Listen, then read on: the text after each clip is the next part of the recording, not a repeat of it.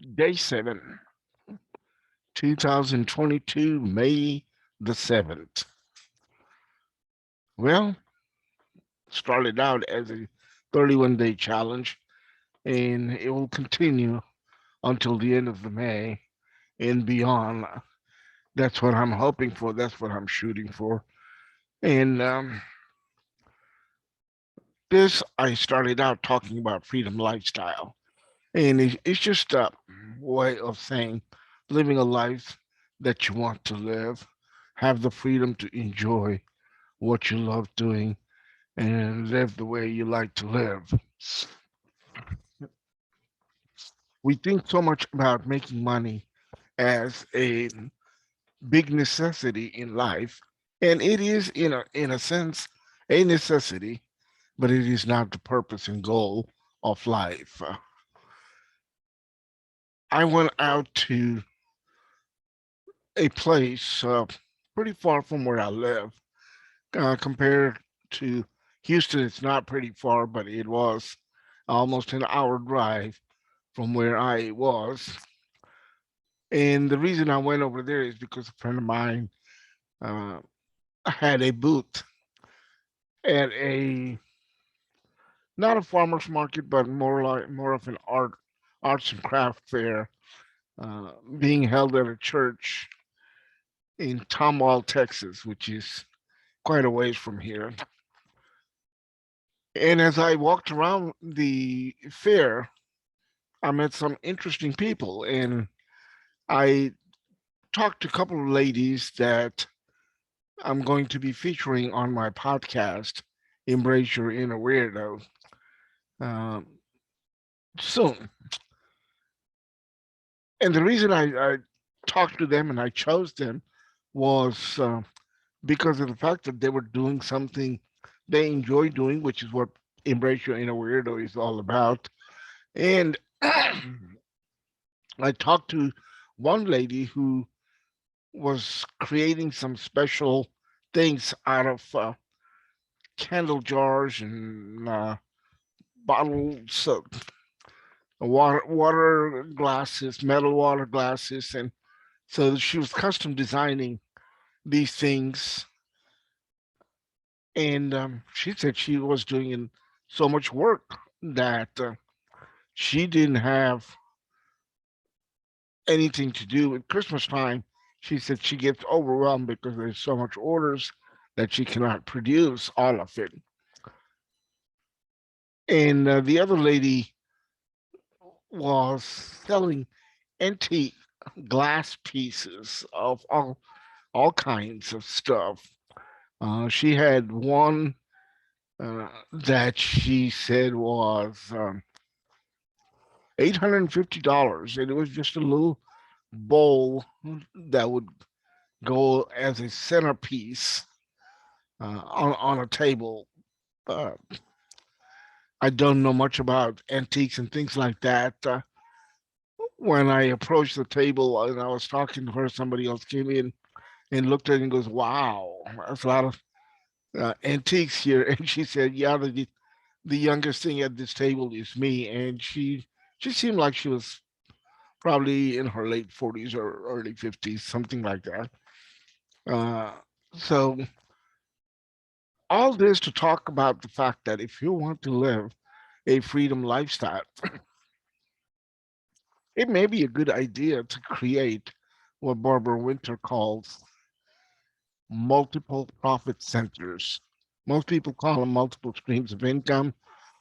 I like the term multiple profit centers because the way I am, in my way of thinking, an employee thinks in terms of streams of income, and an entrepreneur thinks in terms of profit centers.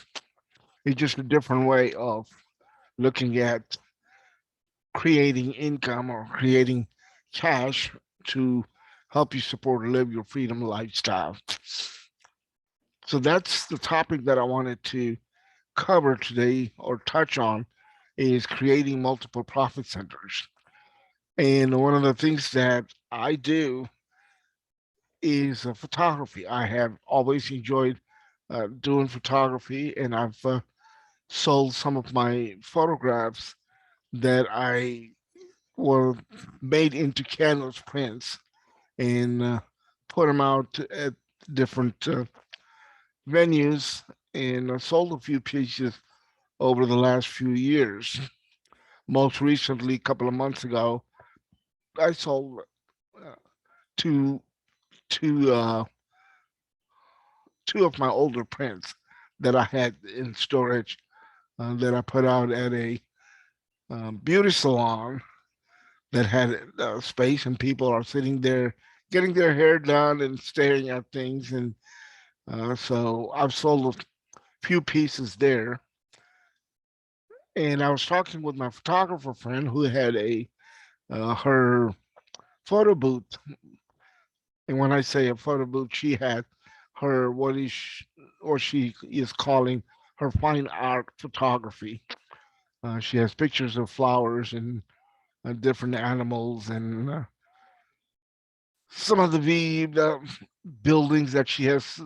She does similar idea as mine, and so we were talking about that, and she said somebody came by her place and offer her an opportunity to go over to her ranch and photograph animals of different kinds.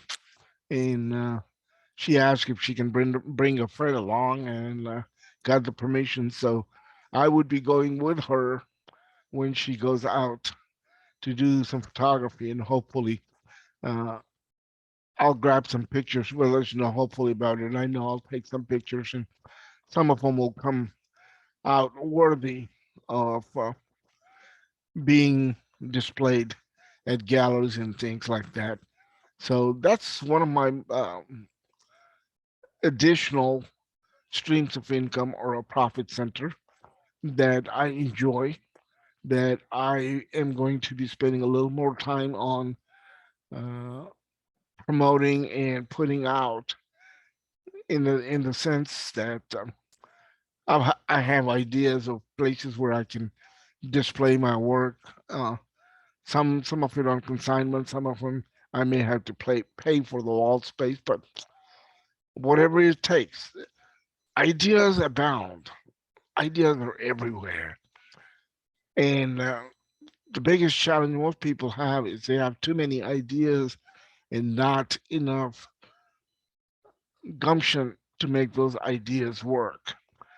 At this craft fair, I saw something that similar to what my one of my friend is capable of doing, and he does much better work than what I saw.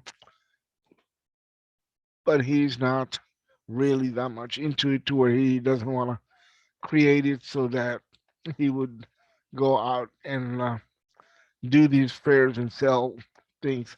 He's not interested in that. He enjoys doing it. He gives them out as gifts, and which is fine. Not everything has to turn into a business, but the opportunities are there to turn your passions into profits.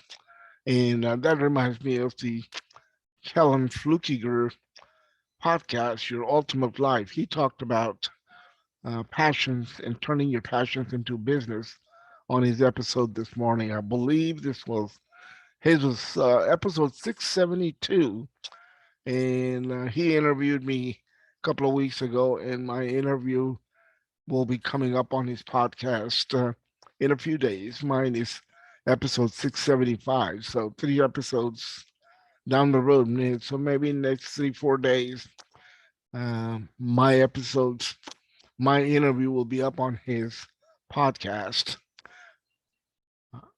So just some thoughts on creating multiple profit centers, and so that you can have the freedom lifestyle life that you want to live. And with that, I'm going to wish you the best. Have a pleasant evening or day or whatever time of the day you're listening to, watching this. Be blessed, and I will see you tomorrow.